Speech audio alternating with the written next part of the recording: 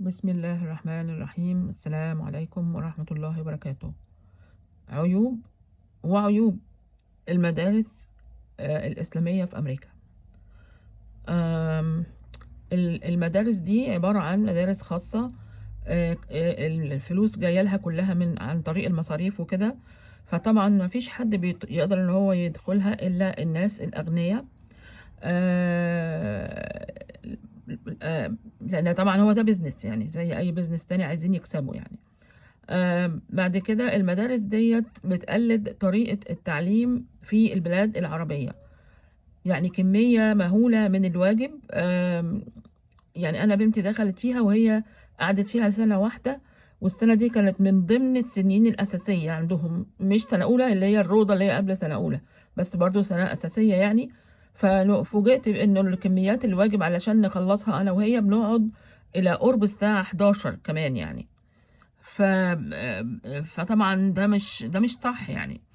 بالاضافه لكده لو في تحفيظ قران، هو بيبقى دايما في مطلوب كده واجب يعني كل يوم تقريبا، بيبقى مش واقعي يعني. بتدي يعني كميات كبيره من الحفظ كبيره، فانت بتكره الطفل كده في المدرسه وفي القران وفي كل حاجه يعني الحقيقه. وبعدين بعد كده هم يعني عايزين قبل ما يقبلوا الطالب في المدرسة انه هو هذا الطالب يكون اهله معلمينه الحروف الابجدية بقى كلها، وكل حاجة يكون متعلمها جاهزة، لانه طبعا نتيجة الضغط الشديد عليهم فهم بيعملوا مسابقة، او يعني بيمتحنوا الطالب اللي بيروح عندهم.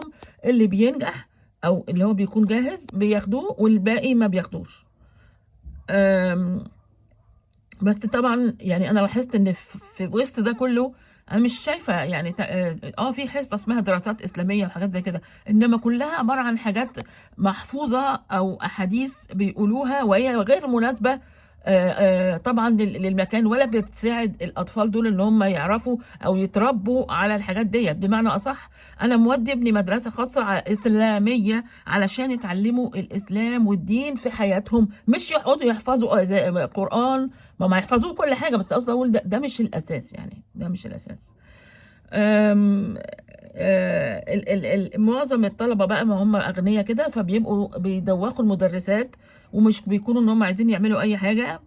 فطبعا وفي ناس كتير جدا جدا بيودوا يعني ولادهم لابسين الحجاب، والولاد دول بمجرد ما الجرس بيضرب بيطلعوا بيقلعوا الحجاب لأنه مش فاهمين حاجة. تمام. انا كان نفسي انه يبقى في روح الدين وروح الاسلام، مش حفظ وهوم ورك وحاجات زي كده. وربنا بقى يهدينا جميعا.